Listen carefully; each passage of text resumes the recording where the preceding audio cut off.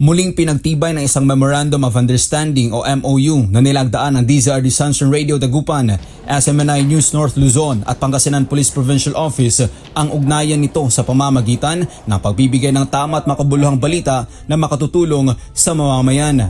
Malaking papel ang ginagampanan ng mga mamamahayag sa paghubog ng kaalaman ng isang individual o maging ng isang bansa sa kabuuan. Hindi rin ito basta-basta magagawa kung hindi magkakaisa ang mga Pilipino sa pagkamit ng isang maganda at progresibong Pilipinas. Kaya naman upang magawa ito ay mas pinaigting pa ng DZRD Sunshine Radio, SMNI News North Luzon at Pangasinan Police Provincial Office ang pagbibigay ng programa at pagbibigay serbisyo sa publiko.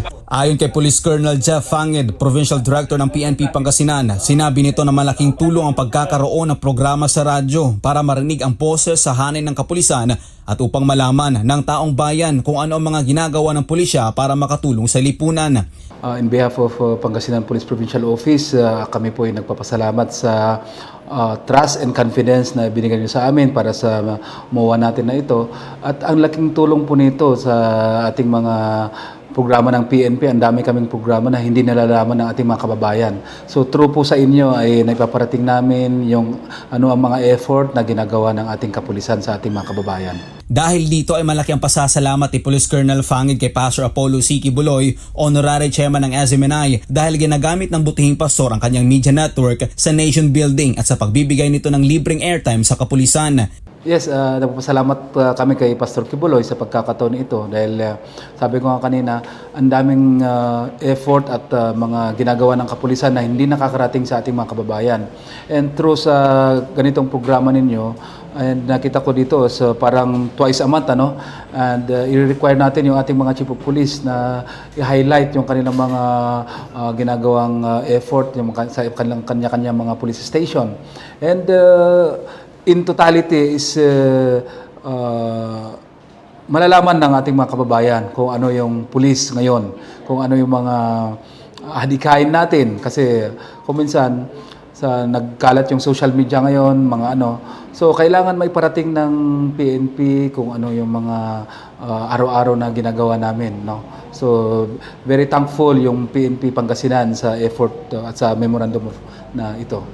Samantala sa kaparehong araw din ay binigyan ng parangal at kinilala ng Department of Education or DepEd Region 1 Schools Division of Dagupan City ang DZRD Sunshine Radio at SMNI News North Luzon dahil sa suporta na ibinigay nito sa DepEd Dagupan. Ayon kay Maria Linda Ventanilla, Chief CID SDO ng Dagupan, sinabi nito na malaki ang naitulong ng mga stakeholders lalo na sa panahon ng pandemya at umaasa rin ito na magtuloy-tuloy ang suporta ng mga stakeholders ngayon na nasa recovery stage na sila. At alam naman po natin na hindi po namin magagawa yon kung sa DepEd lang po naman. Kulang din po tayo sa pondo at kung minsan ay kulang pa rin tayo sa mga taon maasahan dyan. Kung kaya itong mga partners po natin sa iba't ibang sektor ay talagang ang laki-laki po ng kanilang naitutulong sa atin. Kaya maraming salamat po sa inyo po sa media kasi yung advocacies namin, maraming salamat.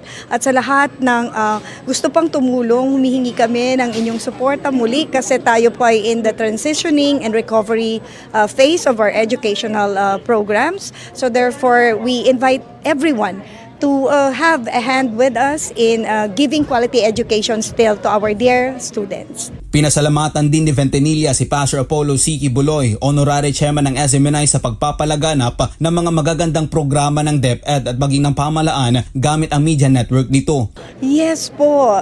Actually, sa SMNI headed by Pastor Apollo, kami po ay talagang nagpapasalamat dahil sa lahat ng aming mga gawain ay through the SMNI talaga pong it has reached a lot of people, a lot of not only the people out here but even nationwide kasi napapanood ka and even internationally. So maraming salamat po, Pastor. I hope that you would always continue extending that hand to us in DepEd. Maraming salamat po.